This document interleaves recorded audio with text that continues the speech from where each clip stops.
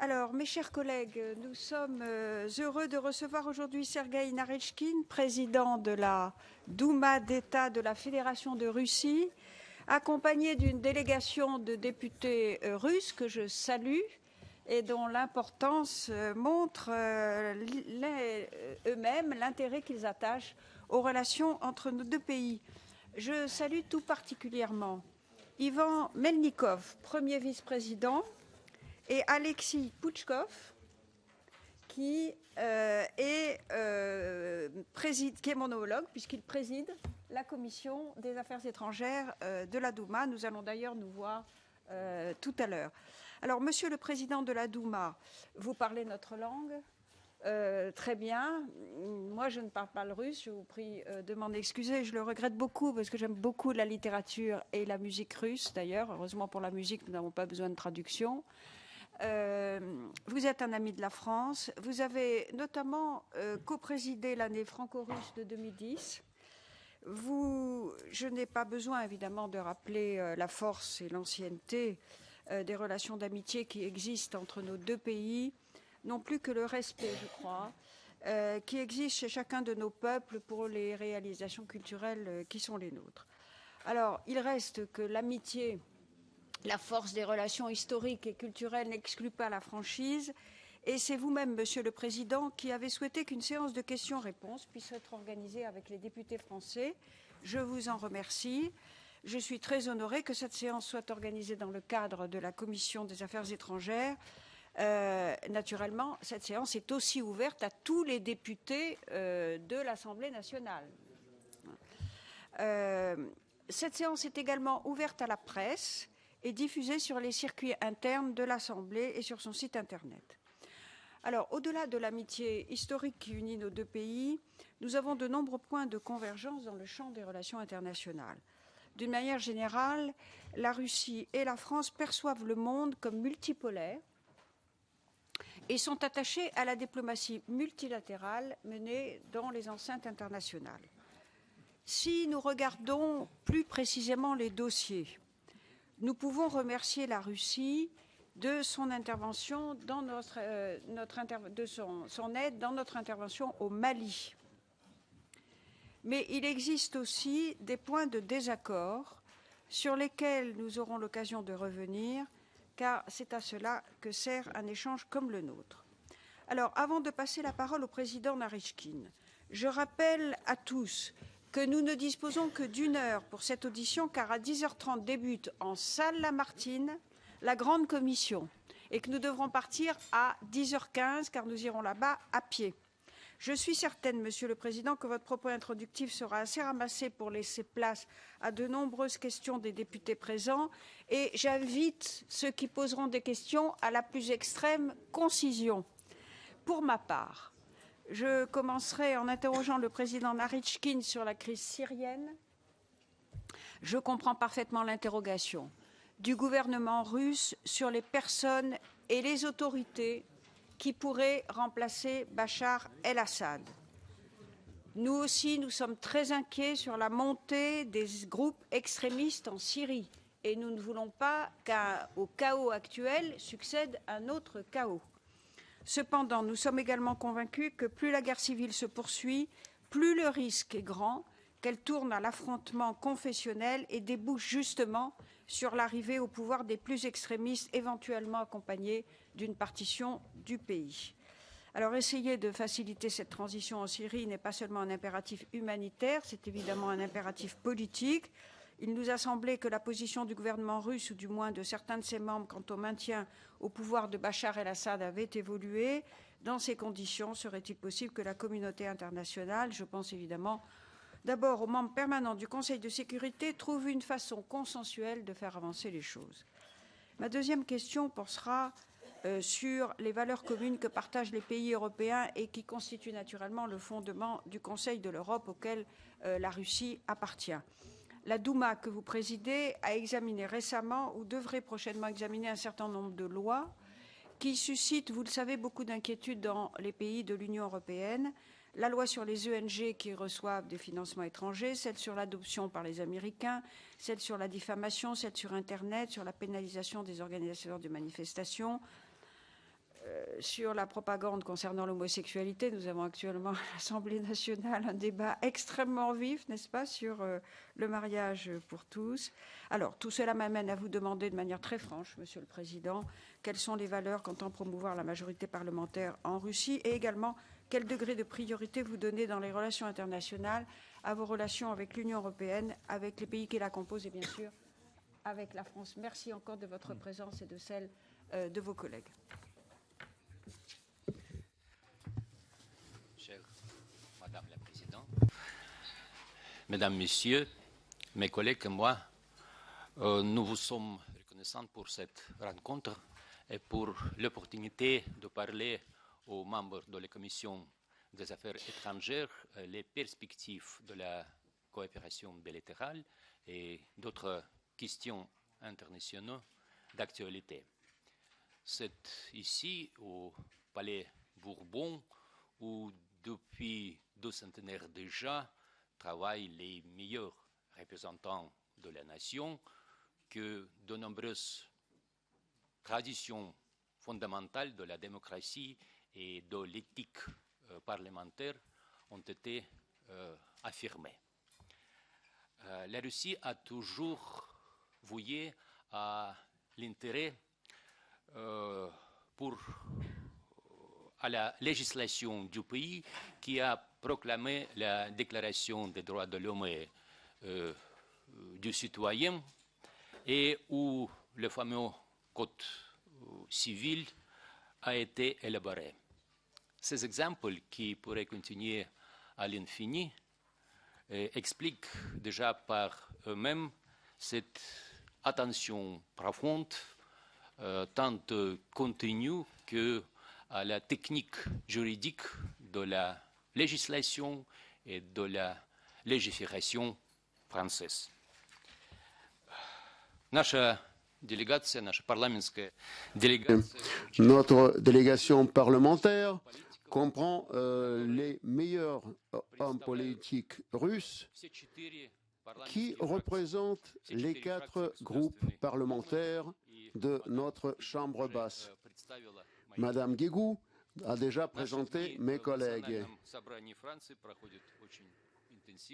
Cette visite est très intense. Hier, nous avons eu toute une série d'entretiens officiels et informels avec nos collègues. Nous avons évoqué les événements d'actualité de Russie dans la vie politique, tout d'abord, et le Parlement russe est au centre de ces événements. Cette Douma a été élue à peine une année et sa composition reflète ce qui se passe au pays, ce qui est tout à fait normal. Les initiatives législatives de la Douma ne touchent pas uniquement l'économie, la sécurité, la politique extérieure, mais aussi la spiritualité, la protection des droits des croyants, des intérêts de la famille et des enfants. Nombreuses initiatives ont été consacrées à la modernisation du système politique, aux relations entre le pouvoir et l'opposition, aux institutions de la société civile. Tous ces projets de loi ont suscité un vif intérêt en Russie, mais aussi à l'étranger. Il y a certains avis qui paraissent incompatibles, mais nous procédons par voie de dialogue entre groupes parlementaires et le plus souvent nous trouvons des convergences.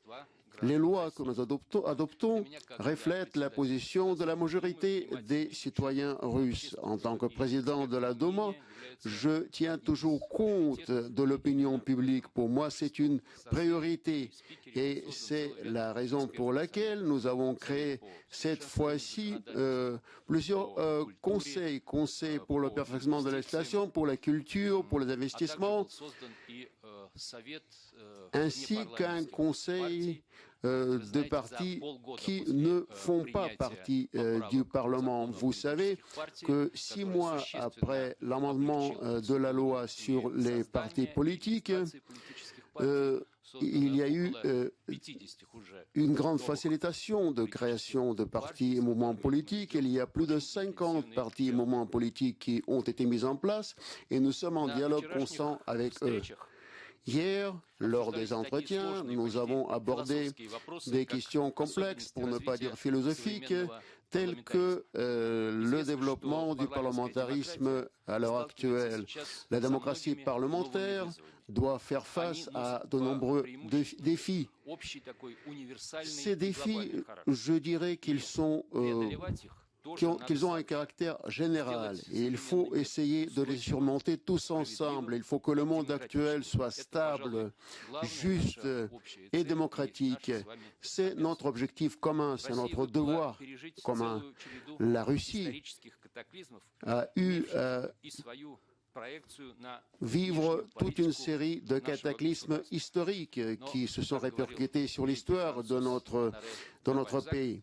Mais pour citer Honoré de Balzac, on peut dire que les circonstances changent et les principes demeurent. La Russie a toujours respecté le droit international. Nous avons toujours considéré que c'est la pierre de touche du système de relations internationales. La Russie ne s'est jamais opposée à la grande Europe. La Russie, je tiens à le souligner, continue à être un des centres civilisationnels et culturels qui attire les pays limitrophes, ce qui est éprouvé par les processus d'intégration eurasienne qui donnent déjà des résultats.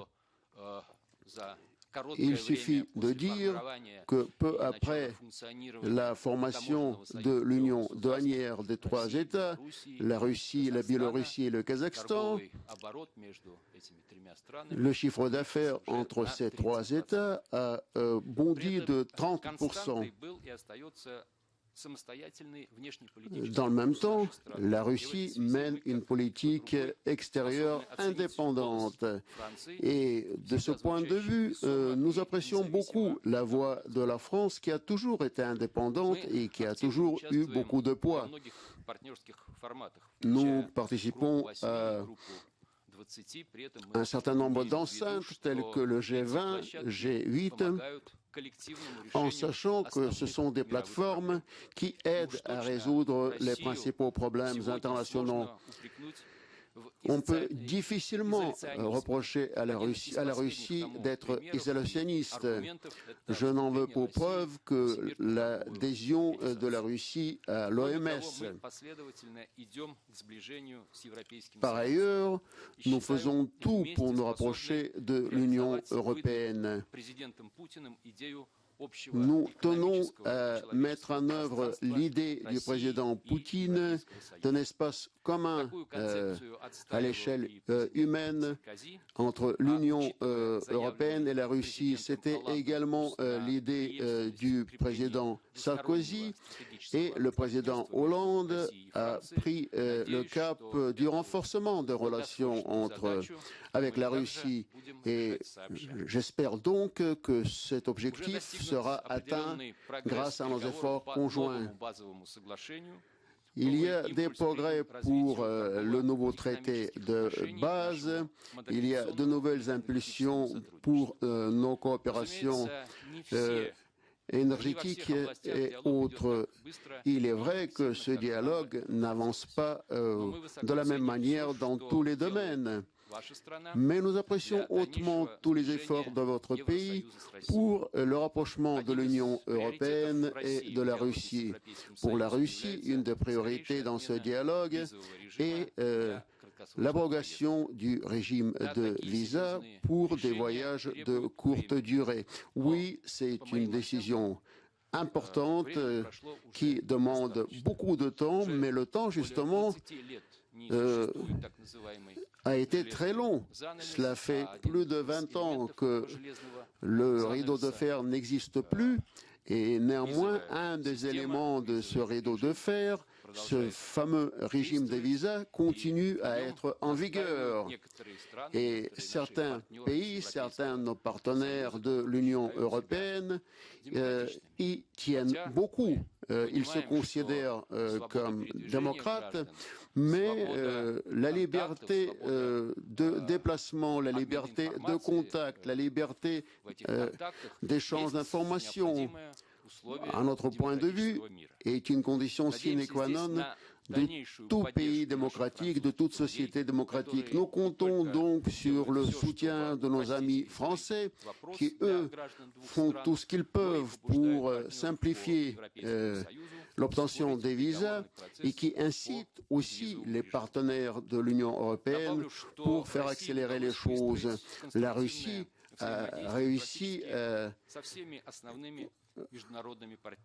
entrer en contact constructif avec tous les partenaires internationaux, même si nous avons encore quelques frictions avec l'OTAN, notamment en ce qui concerne la mise en place du système régional de défense antimissiles en Europe. Nous voulons obtenir les garanties qui prouveraient que ce système ne vise pas la Russie. Et ces garanties doivent être appuyées par des paramètres techniques. Or, on nous dit et répète que ce système ne vise pas la Russie. Mais dans le même temps, on refuse de signer des engagements juridiquement fermes. Nous avons le droit d'avoir quelques doutes. Nous comprenons et nous aimerions que tous nos partenaires le comprennent également, que nous sommes en présence d'un système où il y a un face-à-face entre les forces de dissuasion nucléaire et la défense antimissile. Il faut qu'il existe un équilibre, et ce, à l'échelle du monde entier et de l'Europe entière. Si nos partenaires américains déploient ce système, bien entendu, nous n'allons pas rester les bras croisés, mais ce ne sera pas notre choix. De ce point de vue, nous apprécions beaucoup le dialogue direct et plein de confiance avec la France, notamment au sein de l'Alliance qui a été évoquée par le président Hollande au sommet de Chicago. La Russie et la France coopèrent dans beaucoup de domaines. Nous n'acceptons pas la création de l'arme nucléaire par l'Iran. Nous travaillons dans le format du groupe de G6 et estimons que ce problème doit être réglé diplomatiquement. Nous ne sommes pas satisfaits de la situation au Moyen-Orient. Nous sommes inquiets et anxieux face au programme nucléaire de la Corée du Nord. Nous voulons que les crises monétaires et financières dans l'eurozone soient dépassées le plus rapidement possible. Dans le même temps, nous avons quelques divergences avec nos collègues français. Parfois, ces frictions sont assez dures. Par exemple, la façon de régler la crise en Syrie. Mais nous sommes animés par le même objectif. Nous tenons à sauvegarder la Syrie en tant qu'un État uni, un État laïque où cohabiteraient pacifiquement les différents groupes ethniques et les différents groupes religieux. Et c'est au peuple syrien de prendre les décisions qui s'imposent. Dans le même temps, nous soutenons les efforts de la France pour le maintien de l'intégrité territoriale du Mali. Au Mali, les forces françaises sont en contact direct avec les forces du terrorisme international. Et nous comprenons fort bien pourquoi la France a pris cette décision. Il fut un temps où la Russie était au premier rang de ceux qui luttaient contre le terrorisme. Nous comprenons donc fort bien le dramatisme de cette situation. Nous comprenons très bien les objectifs qui sont ceux de la France.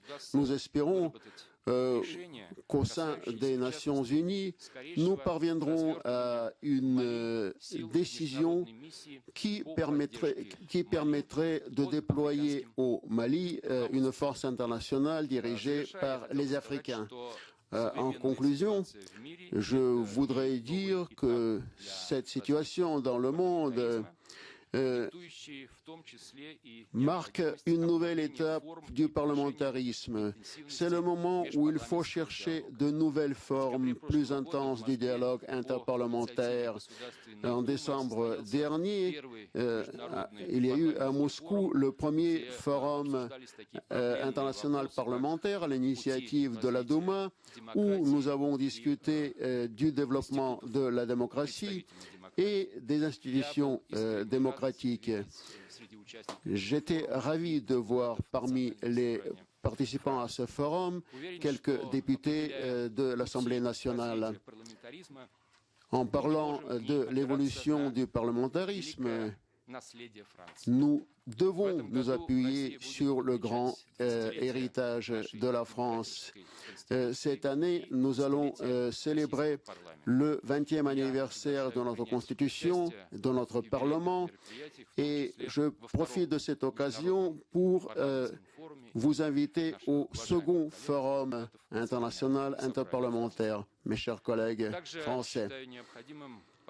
Je tiens également à maintenir le dialogue permanent avec votre commission et le comité homologue de la Douma, non seulement pour un simple échange d'opinions, mais également pour mettre en place des recommandations visant à renforcer nos coopérations.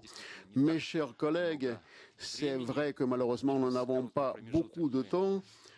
Nous devons commencer à travailler au sein de la Grande Commission.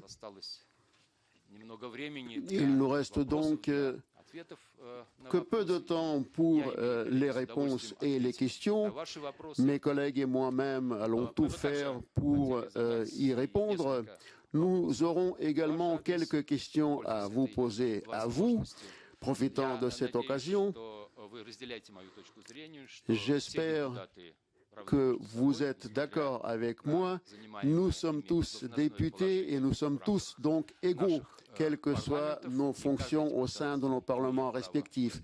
Aussi, chaque député du Parlement a le droit de poser une question et a le droit également à y répondre. En tout cas, mes collègues de la Douma tiennent absolument à procéder de cette manière et moi, étant démocrate, je soutiens leurs souhaits. Merci. Merci, Monsieur le Président. Alors, moi, j'ai 10 demandes de parole et je vais clore les inscriptions du côté français parce que nous devons nous quitter dans exactement une demi-heure à 10h15 pour aller à la Grande Commission, salle Lamartine, je le rappelle.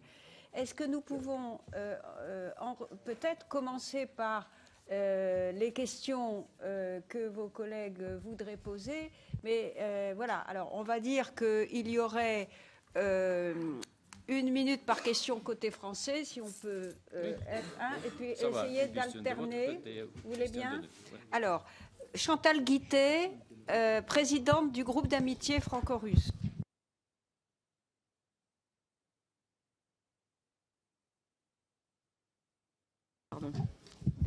Vous avez dit que vous étiez dans les instances internationales, notamment le G20 et le G8. Vous présidez le G20. Je voulais vous demander quels sont les dossiers que vous souhaitez traiter en priorité au G20. Et peut-on constater des convergences avec la France, notamment dans le domaine de la sécurité alimentaire dans le monde? Je vous remercie. Merci. Vous voulez répondre tout de suite? Bon, très bien. Je vais répondre à vos questions, mais je pense que vous ne serez pas opposés si mes collègues participent également aux réponses. Et là, c'est mon collègue Alexei Pouchkov qui va y répondre.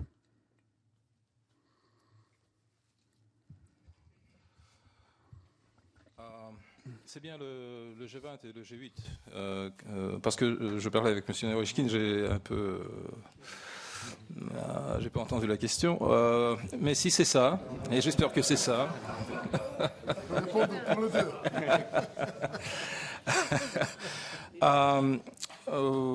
Comme vous savez, la Russie va être le pays qui va organiser le G20. Et dans ces questions-là, nous essayons d'avoir une position qui serait en ligne avec les positions des autres pays. Je dirais que nous comprenons que seulement des efforts concertés peuvent donner une réponse aux questions qui sont à l'agenda de ces deux grandes réunions. Et nous pensons aussi que ce sont deux organisations qui doivent être actives en parallèle parce que le G8, c'est une organisation établie qui a beaucoup de l'expérience, qui traite des questions économiques, financières et des questions de la grande stratégie globale dans tous les domaines, tandis que le G20, c'est une nouvelle organisation, mais qui déjà s'instaure comme une institution plus large, qui permet à beaucoup de pays de parler et d'exprimer leur opinion. Donc, j'ai l'impression que la Russie va essayer de trouver des positions communes avec d'autres pays et minimiser les différences que l'on a sur des questions de l'actualité internationale. Merci. Вячеслав Никонов, Vyacheslav Nikonov, le premier vice-président du comité des relations internationales. C'est un historien, un publiciste en vue. Je vous en prie. Je vous remercie beaucoup. Tout d'abord, je voudrais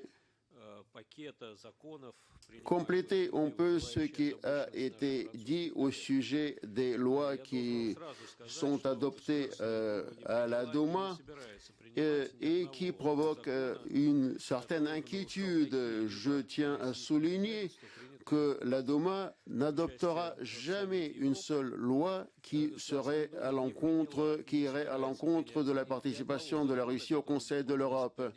La Douma n'adoptera jamais de lois qui sont soutenues par moins de 2/3 des électeurs russes, car ce sont leurs intérêts que nous défendons. Et vous ne trouverez une seule personne qui pourrait être qualifiée comme une victime de ces lois soi-disant répressives. Quant à moi, j'ai une question concernant la démocratie. Dans tous les journaux de l'Europe, on parle de déficit de la démocratie au sein de l'Union européenne. En effet, la plupart des décisions sont prises à Bruxelles, alors que le rôle des parlements nationaux diminue tout le temps. Est-ce que vous ressentez ce problème à Paris et si oui, comment allez-vous procéder? Alors, je me fais, monsieur le député, un plaisir de répondre à cette question. C'est en effet un sujet de débat entre nous et un sujet extrêmement d'actualité pour notre Assemblée nationale. Nous avons voté, ici à l'Assemblée nationale, une résolution qui va permettre à notre Assemblée d'accentuer le contrôle qui est déjà exercé, car il ne faut pas exagérer quand même, sur la politique menée par le gouvernement sur le plan européen. D'abord, nous avons plusieurs occasions de voter. Nous avons voté à l'Assemblée nationale la conclusion du dernier traité budgétaire, je dois dire à une majorité importante, et nous avons des votes chaque fois que nous avons des modifications du traité européen. Il nous est même arrivé d'avoir des référendums. Certains ont été gagnés de justesse, d'autres ont été... un autre a été perdu. Donc la démocratie et le contrôle fonctionnent. La deuxième chose, c'est que c'est vrai que dans la conduite quotidienne des politiques, il nous faut accentuer le contrôle de notre Parlement sur notre gouvernement et de chaque Parlement national sur leur gouvernement, et d'autre part accentuer le contrôle du Parlement européen sur les institutions européennes. Nous sommes dans un système de double légitimité démocratique, celle d'une fédération d'États-nations qui, je le reconnais, est un objet politique original, qui n'est pas classifiable dans les catégories habituelles des manuels de droit, mais c'est une construction malgré tout qui fonctionne assez bien, puisque chaque fois qu'un pays accède à la démocratie au sein de l'Europe, il veut adhérer à l'Union européenne. Donc ça veut dire quand même, quelque chose. Alors, voilà, donc il y a des améliorations à faire. Pour l'Assemblée nationale et le Parlement français, nous avons des marges de progression importantes. Donc nous avons voté cette résolution. Nous allons, au fur et à mesure que l'intégration économique, monétaire, budgétaire, etc., l'intégration de la zone euro va être accentuée, et elle le sera pour sauver durablement la zone euro. Notre contrôle sur notre gouvernement s'accentuera. J'ai personnellement demandé qu'à chaque semestre clé des décisions qui soient prises, notre Parlement soit consulté et que nous ayons un débat sur les décisions que sera amené à prendre le gouvernement. Et par ailleurs, à Bruxelles, au Parlement européen, va être créée une conférence parlementaire qui réunira des parlements nationaux et le Parlement européen. Et nous commençons à discuter aussi au sein du Parlement européen d'une émanation du Parlement européen, mais qui serait particulier aux pays membres de la zone euro. Voilà. Alors on est loin du compte, mais enfin, tout de même, la démocratie avance. Alors, maintenant, Monsieur le Président, j'en prie. Вы позволите, я добавлю несколько слов к ответу на вопрос, который касался так называемых плохих. Pour compléter les lois soi-disant néfastes adoptées par la Douma. Tout d'abord, avant d'évaluer telle ou telle loi, il faut l'étudier avec beaucoup de soin, point par point. En tant que législateur, nous le comprenons fort bien.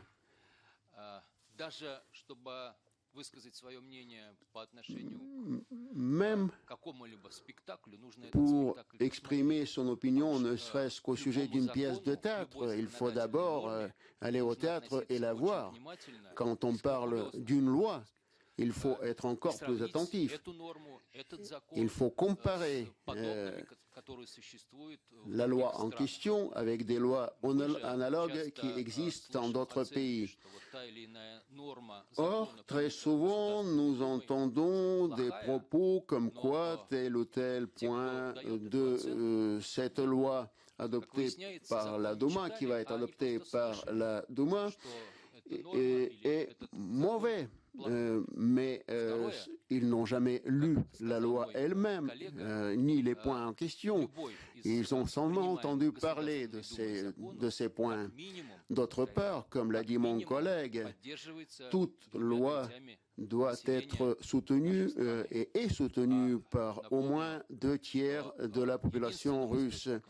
Et je tiens à souligner que la seule source du pouvoir dans tout pays, c'est le peuple. Et c'est le peuple qui détermine la démocratie, car le peuple, c'est Démos. Merci.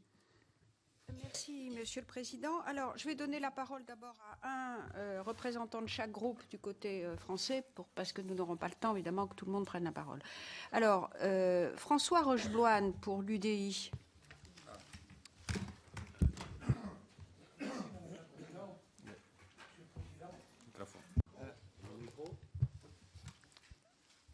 Avec la France et les États-Unis, vous co-présidez le groupe de Minsk concernant le problème du Haut-Karabakh. Le président Medvedev s'était particulièrement engagé dans la résolution de ce problème, malheureusement aujourd'hui sans succès avec l'échec de Kazan. Quel espoir pour demain? N'y a-t-il pas un risque de reprise de la guerre avec l'Azerbaïdjan? Quel est votre sentiment, Monsieur le Président? Merci. Avec votre permission, je passerai la parole à Leonid Slutsky, qui est président de la commission parlementaire pour la CUI. Je vous remercie, chers collègues. Merci de votre hospitalité. À ton question, parce que on toujours coopéré étroite sur cette matière à l'Assemblée parlementaire du Conseil de l'Europe. Et je veux dire que matière de Haut-Karabakh, c'est matière extrêmement sensible et très délicate. Bien sûr, c'est déjà 23 ans l'histoire des conflits et c'est toujours très difficile pour quelques pas positifs. Et on essaie maintenant, sous la coordination du président Naryshkin,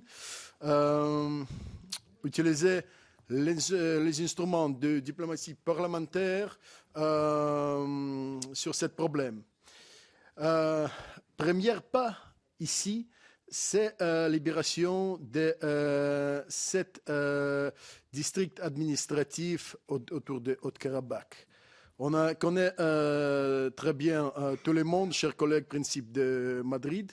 Et bien sûr, maintenant, on reste on a juste 2 ou 3 paragraphes principaux au cadre de projet de traité de paix entre Bakou et Yerevan avant le début de libération et du moment quand force militaire va quitter cette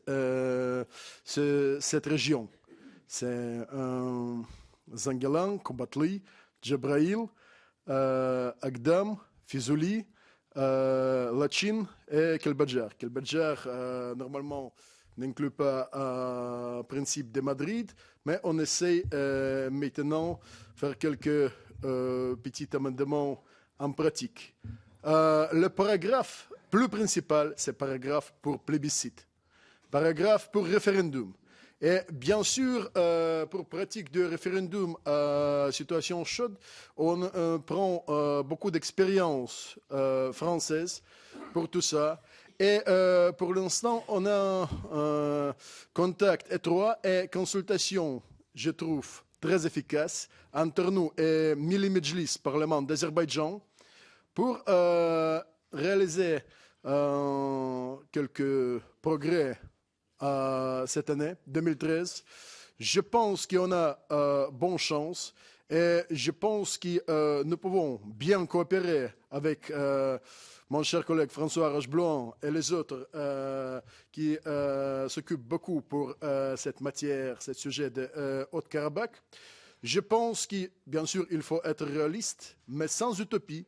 Je peux vous dire, chers collègues, c'est possible peut-être à la fin de cette année réaliser quelque chose et prendre la position commune avec les autorités d'Azerbaïdjan pour paragraphe de projet de cet traité principal concernant 2 référendums. Et je pense que ce sera un moment de vérité à ce dossier et à l'histoire du conflit à Haut-Karabakh. Et on va continuer notre coopération toujours efficace.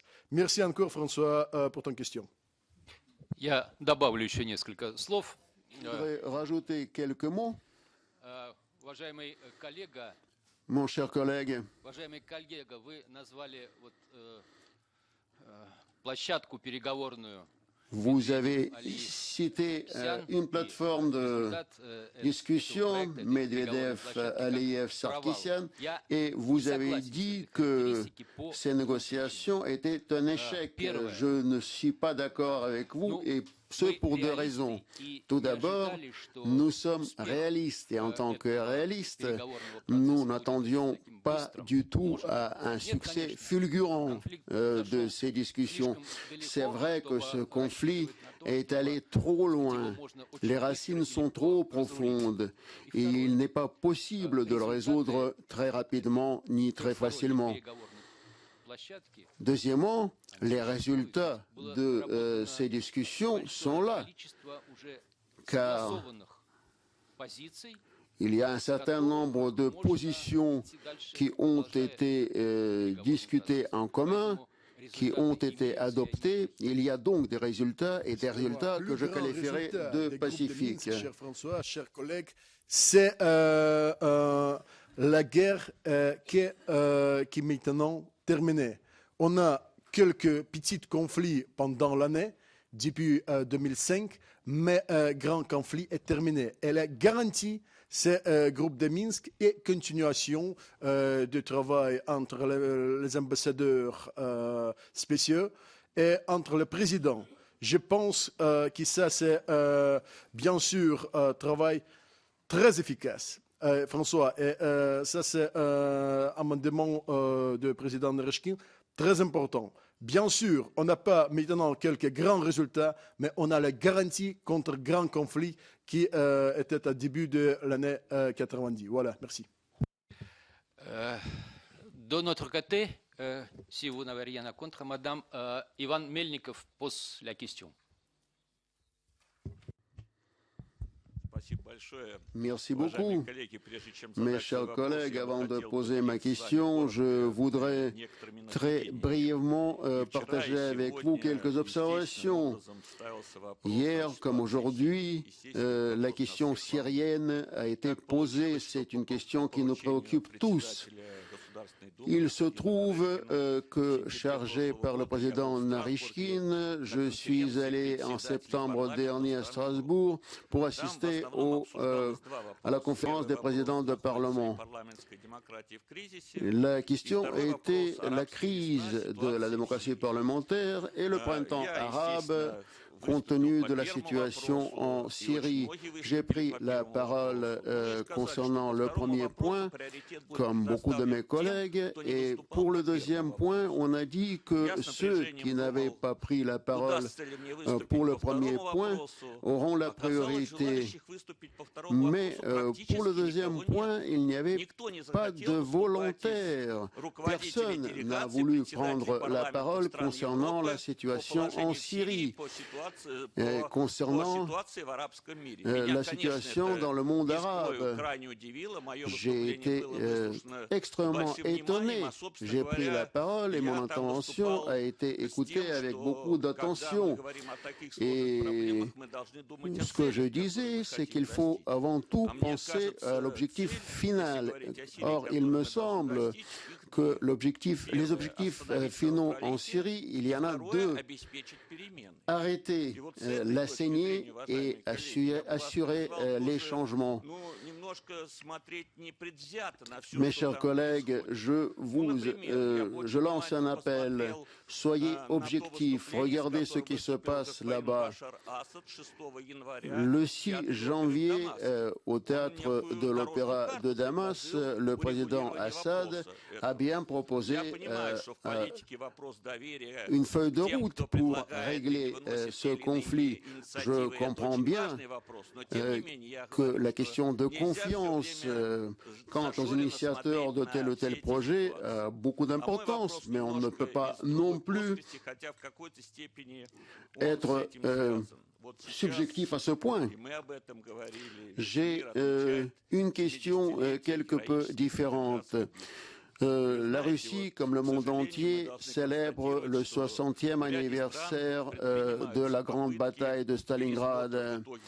Or, un certain nombre de pays s'efforcent de réviser les résultats de la Deuxième Guerre mondiale et même de réhabiliter en quelque sorte le nazisme. Il faut que nous soyons ensemble opposés à ces tentatives. Vous aussi, vous avez vécu cette terrible guerre et et nous osons espérer que les initiatives de la Russie proposées au sein des Nations Unies et à l'OSCE seront soutenues plus activement par les pays membres de l'Union européenne et par la France. Mais c'est malheureusement pas toujours le cas. Merci. Très bien.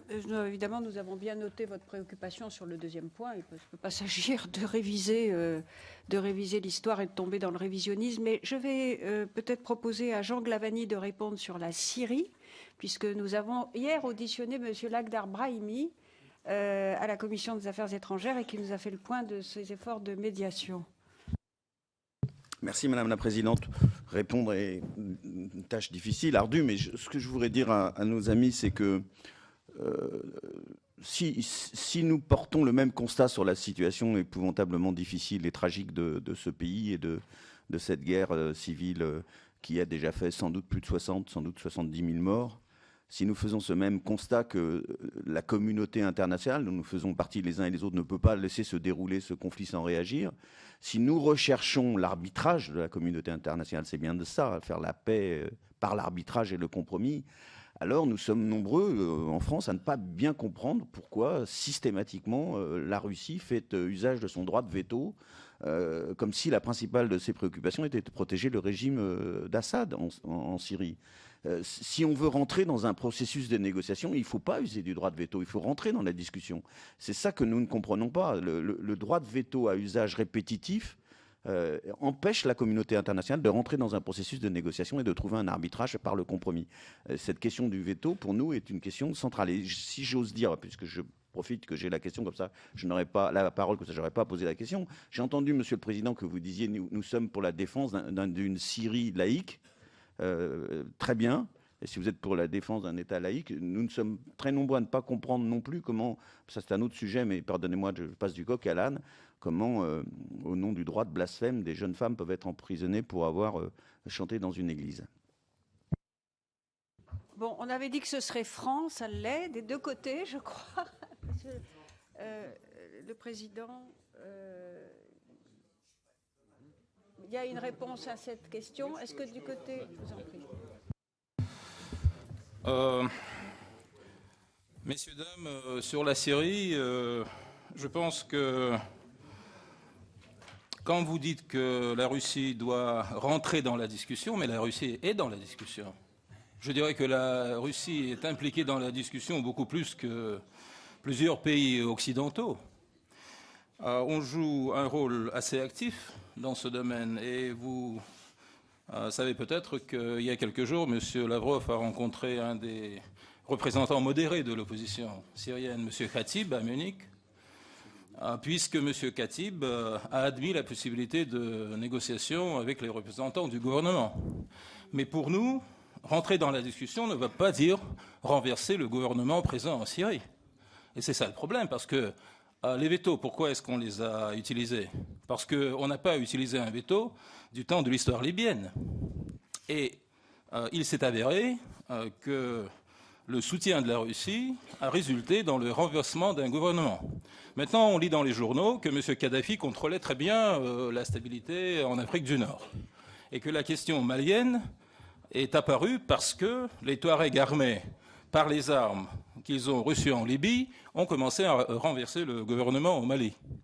Alors, on doit voir que la même situation peut se passer en Syrie aussi. Cette formule, Assad doit s'en aller, et puis il y aura la paix, la démocratie et le bonheur pour les Syriens, on n'accepte pas ce concept. Parce que les forces qui attaquent M. Assad, vous connaissez très bien, ce n'est pas exactement les forces de la démocratie. Et quand nous entendons parler que nos amis occidentaux entendent établir la démocratie et la liberté en Syrie avec l'aide de Qatar et de l'Arabie saoudite, vous comprenez que nous avons des questions sur ça. Parce qu'il ne paraît pas que ces pays ont une notion même la plus éloignée de la démocratie et de la liberté. Donc, je pense que nous devons faire une évolution des deux côtés, mais une évolution pas vers le renversement du gouvernement qui existe, mais une évolution vers le processus politique dans ce pays. On ne peut pas dire qu'on doit soutenir l'opposition armée et ne pas porter attention à une grande partie de la population qui soutient toujours le gouvernement présent et qui est beaucoup en danger, mise en danger par cette poussée sunnite radicale qui est observée maintenant en Syrie. Et je pense que la Russie est prête à faire une évolution, mais en fonction aussi d'une évolution de nos partenaires occidentaux pour travailler sur un dialogue politique, soit improbable qu'il peut paraître. C'est la seule voie de sortir de cette impasse. Parce qu'autrement, ça sera la guerre. Et l'autre voie, c'est de soutenir l'opposition armée, l'opposition militaire au gouvernement. Je pense que c'est une recette pour un désastre. Et j'ai l'impression aussi que cette compréhension commence à percer aussi dans les capitales occidentales. Merci. Bien, merci. Je crois qu'il va falloir qu'on poursuive le dialogue là-dessus parce que je pense que nous avons une analyse assez voisine de la dramatique situation et que nous souhaitons évidemment qu'il y ait des solutions et que nous avons besoin de discuter sur la meilleure façon d'éviter que, comme je le disais en introduction, le chaos succède au chaos. Je vais passer la parole à Pierre Lelouch, que vous connaissez, ancien ministre et responsable du groupe UMP, je crois, dans la Commission des Affaires étrangères. Merci beaucoup, Madame la Présidente. Je voudrais dire avec beaucoup de chaleur tous mes souhaits de bienvenue à nos amis russes. Car nous, en France, en tout cas à l'UMP, nous considérons la Russie comme un pays ami et un partenaire. Voilà. Il y a plusieurs sujets que vous avez évoqués, Monsieur le Président Narychkine. Et pour ne pas être long, juste un mot. Je pense honnêtement que du côté russe, on se complaît à exagérer les tensions avec l'OTAN sur cette affaire d'antimissiles. Et je pense que tout ça peut être réglé et doit l'être.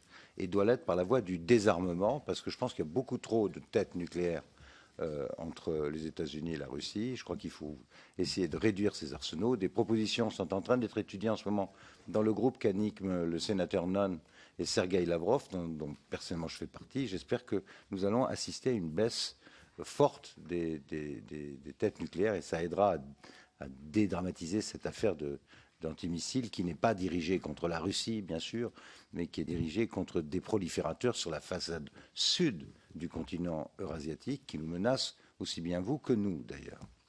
Sur la Syrie, je ne suis pas très éloigné de la position de M. Pouchkov. Je crois qu'il y a un vrai souci d'équilibre à trouver. Cela dit, deux choses.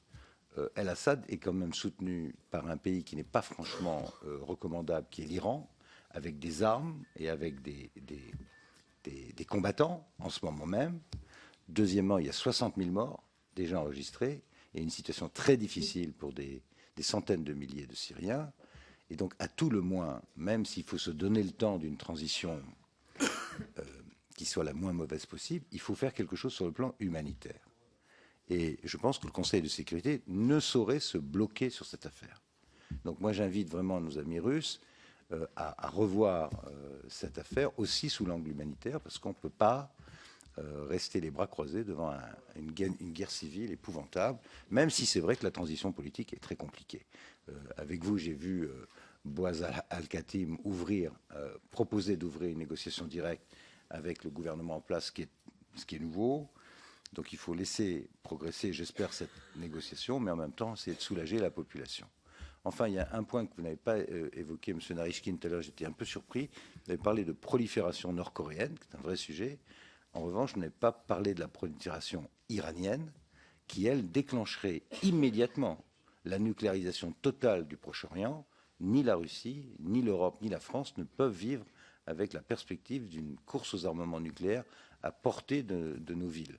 Donc, qu'est-ce que raisonnablement on peut compter faire avec la Russie pour faire pression encore plus forte sur le gouvernement iranien dans cette année qui est vraiment décisive, compte tenu de l'accélération du programme nucléaire iranien. M. Pouchkov était avec moi l'autre jour quand on a entendu le ministre iranien annoncer carrément l'accélération du programme nucléaire iranien. Avec la mise en place de nouvelles centrifugeuses, on a très peu de temps pour agir.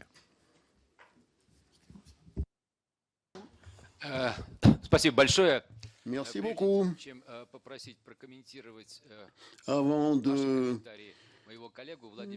passer la parole à mon collègue Vladimir Zhirinovsky, je voudrais dire quelques mots.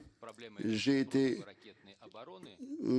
touché par ce que vous avez dit quand vous avez fait remarquer que cette défense antimissile n'est pas dirigée contre la Russie. C'est très bien, merci beaucoup. Mais pourquoi nos partenaires américains ne veulent pas l'écrire noir sur blanc dans un document juridique contraignant? Pour le moment, je n'ai pas de réponse à cette question, à moins qu'il y ait un sens caché qui expliquerait cette position. Monsieur Jirinovski, merci beaucoup. J'aurais pu commencer en français, mais j'ai l'impression que tous les députés russes parlent français, mais les députés français ne parlent pas russe. Donc, je vais, moi, m'en tenir à ma langue maternelle, même si je maîtrise assez bien le français. Vous avez abordé la question essentielle. La Syrie est un pays qui n'intéresse personne. En fait, ce qui intéresse tout le monde, c'est l'Iran. À l'est, en Afghanistan, il y a les forces de l'OTAN. De l'autre côté, il y a l'Irak. Maintenant, il faut absolument aborder la Syrie. Donc la Russie ne cherche qu'à faire reculer la solution par la force du problème iranien, car il y a des milliers de réfugiés en ce moment. Si jamais il y a des problèmes en Iran, il y aura des centaines de milliers de réfugiés. Mais au nord, il y a le Caucase russe, il y a l'Arménie avec les forces russes. Là, il y a un risque de heurt militaire et ce sera la solution du problème du Haut-Karabakh.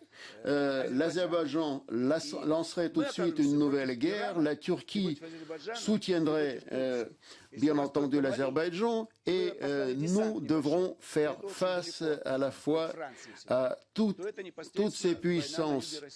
Là, vous avez envoyé une force limitée au Mali. Le Mali, c'est loin. Mais nous, c'est tout près.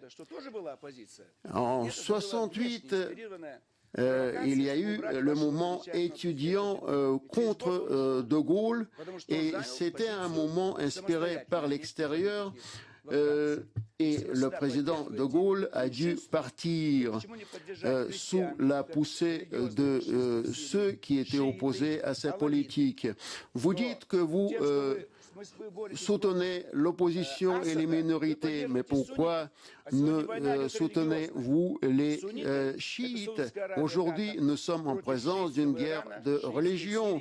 Les sunnites contre les chiites. Les sunnites, c'est le Qatar et l'Arabie saoudite. C'est vrai que les sunnites sont majoritaires, ils peuvent écraser les chiites, mais ce ne sera pas un succès.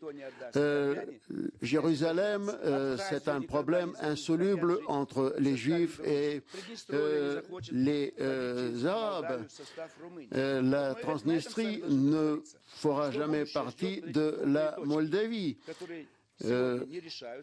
Il y a des problèmes qui sont insolubles dans le cadre de la démocratie.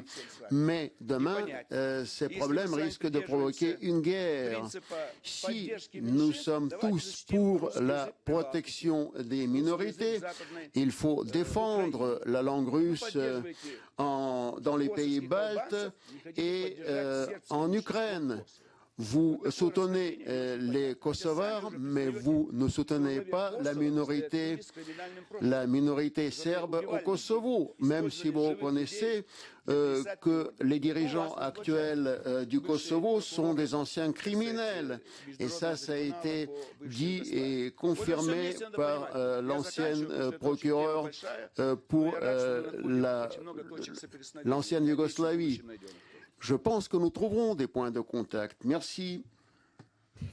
Bien, merci, Monsieur le Président, vraiment, de cette rencontre. Je crois que les interventions qui ont été très franches de part et d'autre montrent que nous aurions besoin de nous rencontrer plus souvent.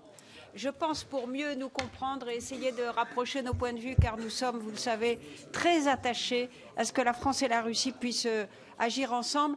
Je vous prie d'excuser, chers collègues, de m'excuser de n'avoir pas pu passer la parole à beaucoup d'entre vous, en particulier là, Noël Mamère, qui représente le groupe des Verts, n'a pas pu prendre la parole, mais je le prie de m'en excuser et nous essaierons de remédier à cela. Merci beaucoup. Rendez-vous au 101 rue de l'Université, salle Lamartine. Merci à tous.